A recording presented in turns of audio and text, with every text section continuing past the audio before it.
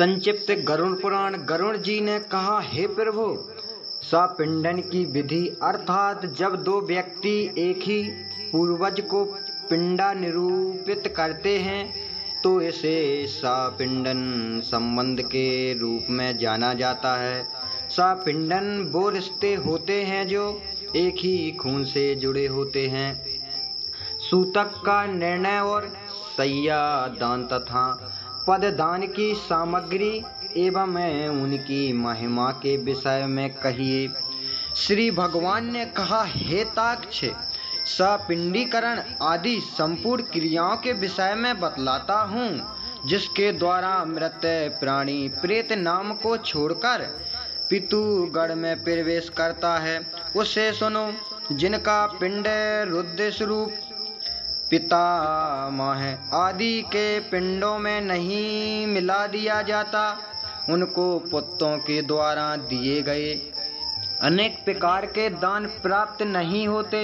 उनका पुत्र ही सदा अशुद्ध रहता है, कभी शुद्ध नहीं होता, क्योंकि सपिंडीकरण के बिना सातक की निवृत्ति अर्थात समाप्ति नहीं होती। इसलिए पुत्र के द्वारा सूतक के अंत में सपिंडन क्रिया जाना चाहिए। मैं सभी के लिए सूतकांत का यथोचित कला कहूँगा।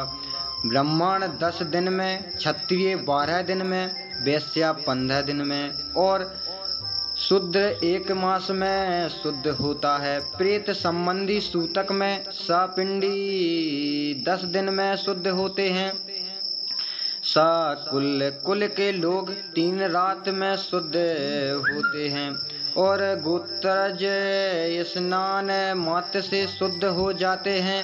चौथी पीढ़ी तक के बांधव 10 रात में, 5वीं पीढ़ी के लोग 6 रात में और 6ठी पीढ़ी के 4 दिन में और 7वीं पीढ़ी के 3 दिन में, 8वीं पीढ़ी के 1 दिन में, 9वीं पीढ़ी के 2 प्रहर में तथा 10वीं पीढ़ी के लोग स्नान मास से ही मरण सोच और जन सोच से शुद्ध हो जाते हैं।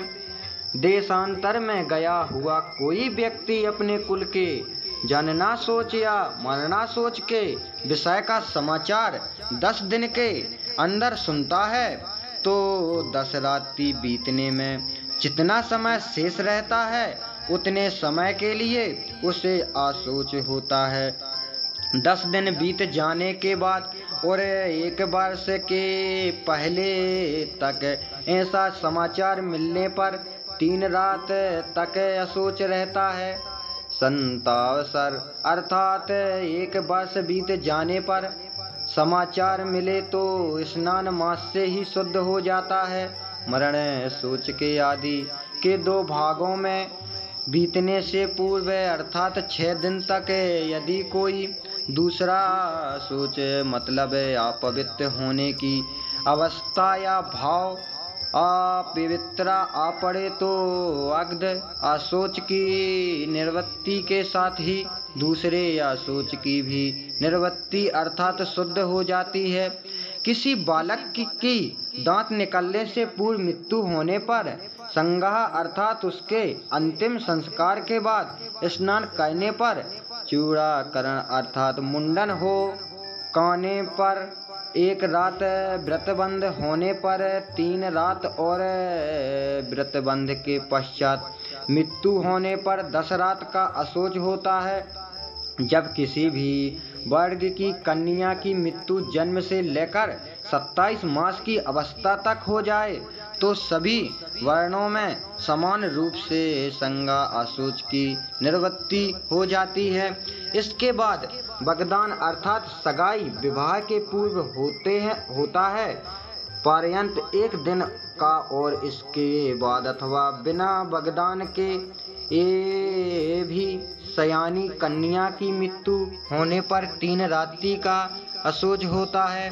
यह निश्चित है बगदान के अंतर कन्या की मृत्यु होने पर पितृकुल और बरकुल दोनों को 3 दिन का तथा कन्यादान हो जाने पर केवल पति के कुल में असोच होता है। 6 मास के अंदर गर्भावस्था हो जाने पर जितने माह का गर्भ होता है उतने ही दिनों में शुद्ध होती है। इसके बाद अर्थात 6 माह के बाद गर्भस्थ हो तो उस स्त्री को अपनी जाति के अनुरूप अशौच होता है।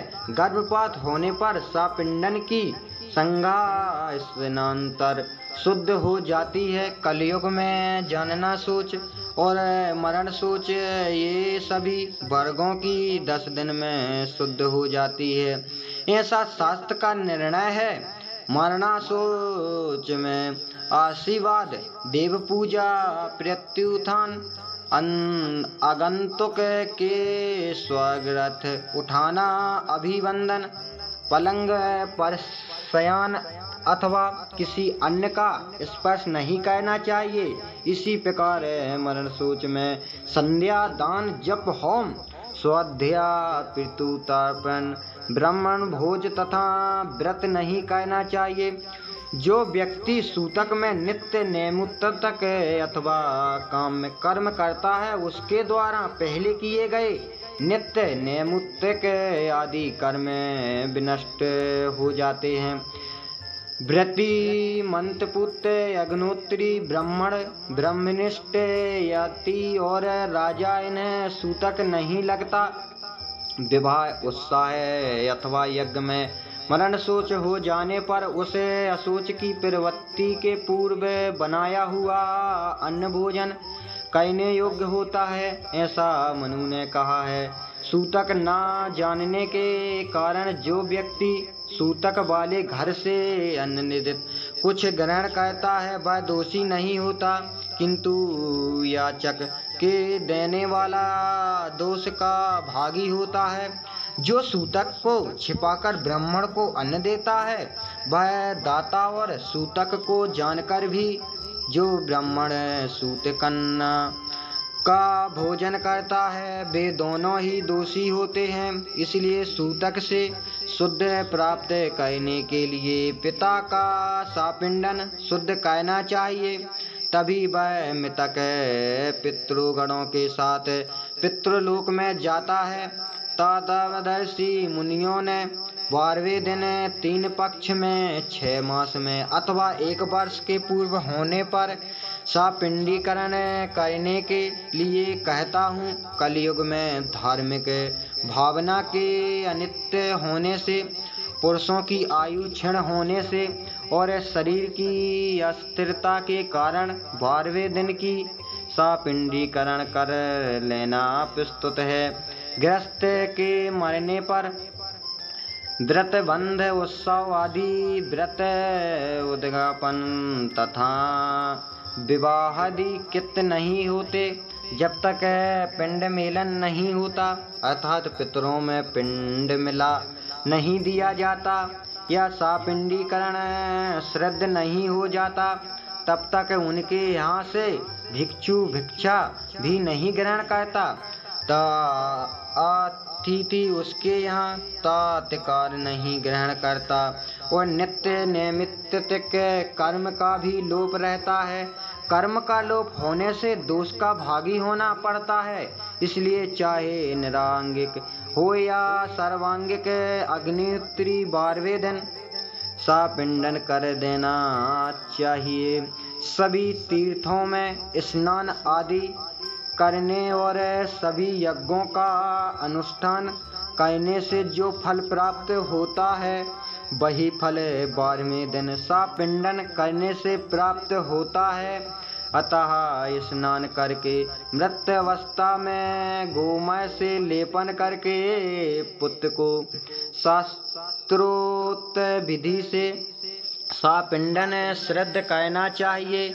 पग्ध आध्र अचमानीय आदि से विश्रेष देवों का पूजन करें और यश गादित्य के पितरों के लिए भूमि में बेकर देकर हाथ पांव धोकर पुनः अचमन करें।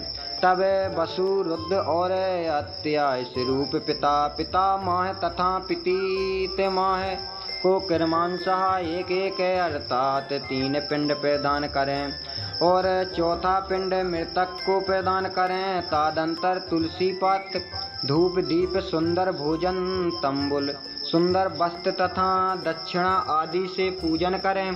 तदंतर स्वर्ण की सालका से प्रेत के पिंड को 3 भागों में विभक्त करके पितामह आदि के पिंडों में पृथक पृथक उसका मेलन करें। अर्थात एक भाग पितामह के पिंड में, दूसरा भाग पितामह के पिंड में तथा तीसरा भाग वृद्ध पितामह के पिंड में मिलाएं।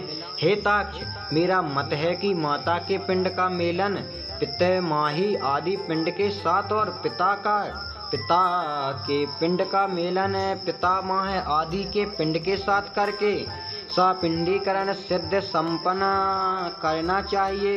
जिसके पिता की मृत्यु हो गई हो और पितामह जीवित हो, उसे पितृमाहित पूर्व पुरुष को 3 पिंड प्रदान करना चाहिए और पितु पिंड को 3 भागों में विभक्त करके पितामह आदि उन्हीं के साथ मिलन करें। माता की मृत्यु हो जाने पर पितामही जीवित हो तो माता के सापिंडन श्राद्ध में भी पितु सापिंडन की भांति पितामही आदि से मृत पिंड का मेलन करना चाहिए। अथवा पितु पिंड को मेरे पिंड विष्णु जी के में और मृत पिंड को महालक्ष्मी पिंड में मिलाएं। पुत्रहीन स्त्री का सापिंडादि श्राद्ध उसके पति को करना चाहिए और उसका सापिंडीकरण उसकी सास आदि के साथ देना चाहिए। एक मातानुसार विधवा स्त्री का सापिंडीकरण पति शुरूस्वर और वृद्ध के साथ करना चाहिए। हे ताक्ष, यह मेरा मत नहीं है। विधवा स्त्री का सापिंडन पति के साथ होना योग्य है। इसी के साथ हमारा गरुड़ का अध्याय खत्म हुआ। जो भी गलतियां हुई हो उन्हें क्षमा करें। चैनल को लाइक और सब्सक्राइब करना ना भूलें। जय जय श्री राम।